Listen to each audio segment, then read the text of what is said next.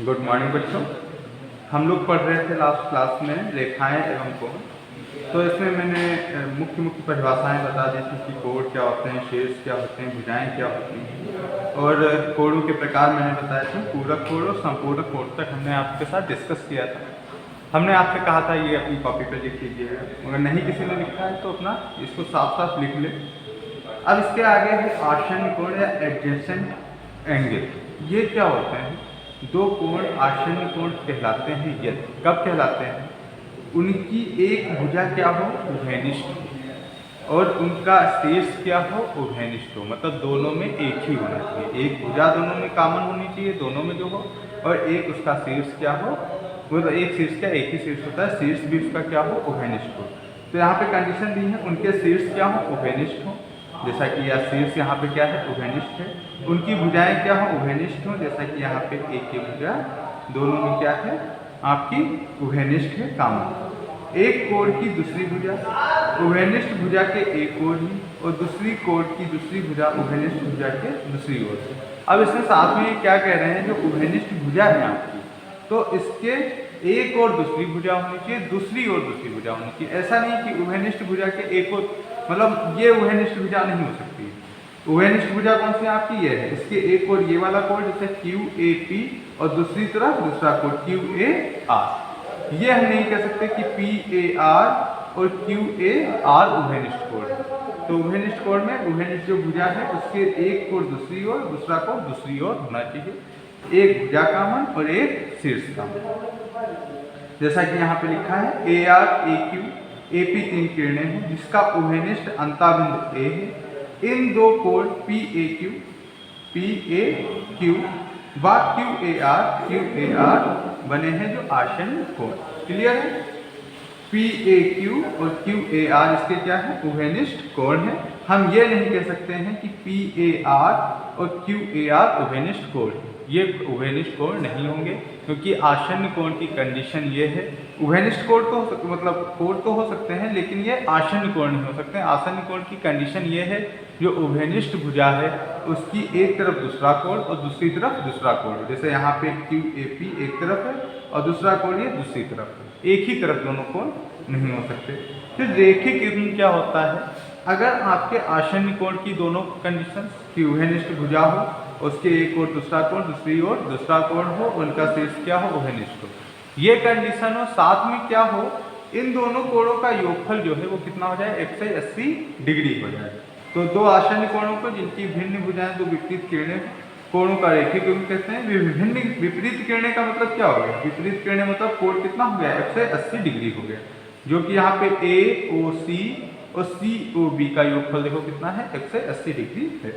अब रेखिक युग्म अवग्रहित क्या कहती है? यदि एक किरण का सिरा किसी रेखा पे स्थित हो तो इस प्रकार बने दो आसन्न कोणों का योगफल 180 डिग्री होता है, जो कि मैंने बताया। जैसे यहाँ पे क्या है, कोण AOC प्लस कोण COB कितना होगा, 180 डिग्री होगा।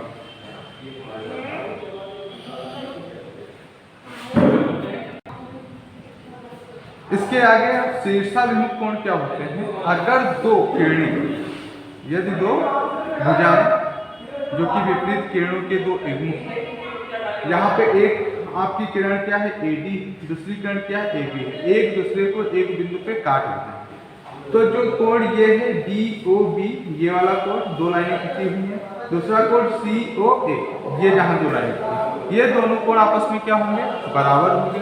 इधर COB और AOD कोण आपस में बराबर होंगे, ठीक है। तो यहाँ पे लिखा है कोण AOC कोण BOD, कोण AOC और कोण BOD, और कोण COB और कोण AOD, ये क्या है, आपस में शीर्षाभिमुख कोण है। क्लियर है बेटा? अब हम लोग इससे रिलेटेड कुछ क्वेश्चंस देखेंगे। जैसा कि हमने अभी पढ़ चुके हैं पूरक, संपूरक कोण, न्यून कोण, अधिक कोण। अब इससे रिलेटेड कुछ क्वेश्चंस है इंपॉर्टेंट, इनको समझिए, फिर आप एक्सरसाइज के क्वेश्चन करने की कोशिश करें। जैसे पहला क्वेश्चन है, एक कोण जिसका मापन 28 डिग्री है तो पूरक कोण कितना होगा? पूरक कोण याद कीजिए, तो पूरक कोण इसका क्या होगा, 28 डिग्री है। तो हमें पता है पूरक कोण क्या होते हैं। पूरक कोण वो कोण होते हैं जिनका योगफल क्या हो, 80 डिग्री है। माना पूरक कोण क्या होते हैं? वो कोण जिनका योगफल क्या होता है? 90 डिग्री होता है, सॉरी संपूरक होते हैं 180। तो माना पूरक कोण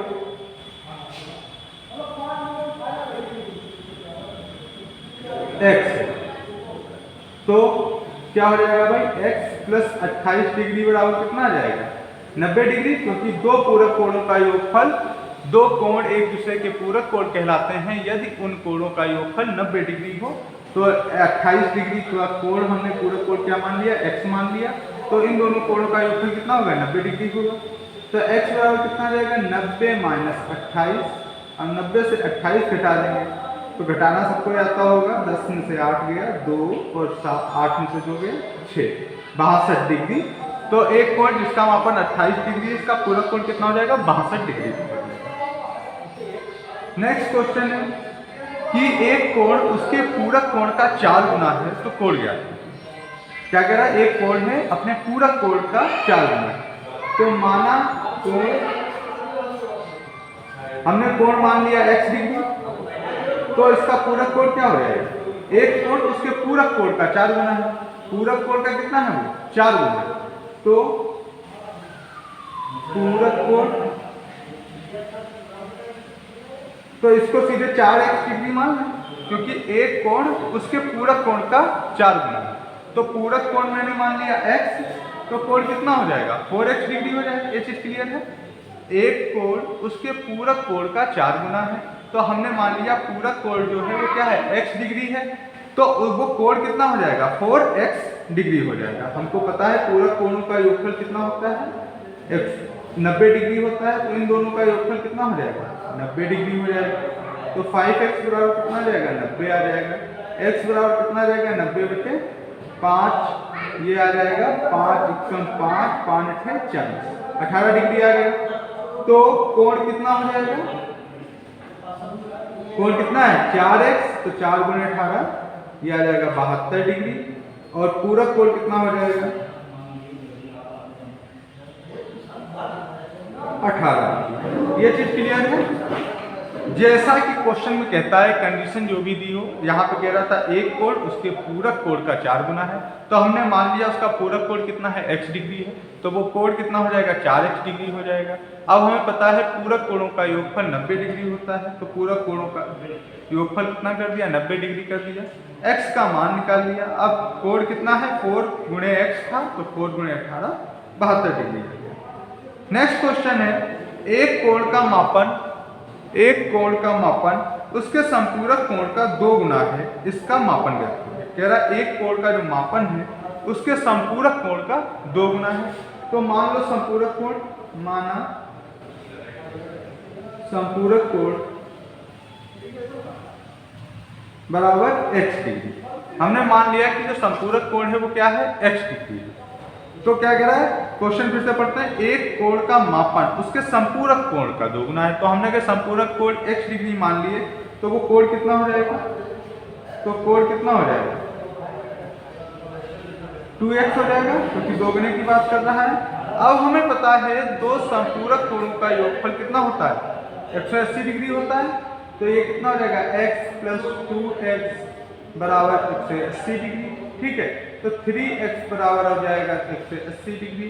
तो x बराबर आ जाएगा 180/3, ये आ जाएगा 60 डिग्री। तो कोण कितना हो जाएगा? कोण ही हमसे पूछा है, कोण कितना था? 2x था। तो ये कितना आ जाएगा? 2 × 60 बराबर 120 डिग्री। तो जो कोण हमें निकालना था वो कितना आ गया? 120 डिग्री आ गया। अब इसके आगे इससे रिलेटेड कुछ क्वेश्चंस हैं, वो हम लोग कल करेंगे। और आप लोगों को क्या करना है? एक्सरसाइज से इससे रिलेटेड जो भी क्वेश्चन दिए हैं वो करने की कोशिश करो। जो भी प्रॉब्लम आती है आप हमसे पूछ सकते हैं।